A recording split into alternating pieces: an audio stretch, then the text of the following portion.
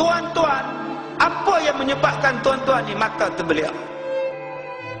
Aksiden tengah jalan. Tuan-tuan berhenti-berhenti, tengah-tengah aksiden, terkejut depan mata. Nombor 1, terbeliak. Nombor 2, terbeliak, orang pakai seksi, terbeliak juga. Habis pahala aku, dah lah puasa, hilang pahala, terbeliak juga. Tuan-tuan, yang terbeliak masa nak mati ni apa? Yang terbeliak masa nak mati, dia nampak apa yang dia akan jumpa.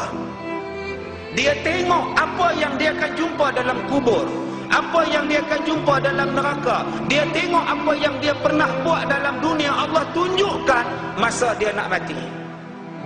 Apa yang kita pernah buat dalam dunia ni, sekarang ni apa pernah kita buat? Masing-masing tahu apa yang pernah kita buat. Saya pakai serban, saya pakai jubah, saya tahu apa yang saya buat. Tuan-tuan pakai baju Melayu, pakai kain pelekat, tuan-tuan tahu sejarah silam tuan-tuan. Akak-akak di belakang semua pakai kain telekung. Akak-akak tahu apa sejarah silam akak-akak.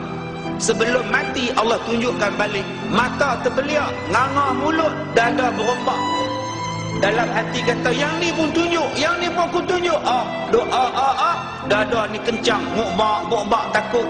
Nak minta ampun dah tak sempat, nak bercakap dah tak boleh, dah dalam ambang sakaratul maut. Yang inilah maksud Nabi, siapa yang mati macam itu, Allah takkan jumpa dia, Allah benci jumpa dia, sebab dia mati dalam keadaan su'ul khatimah.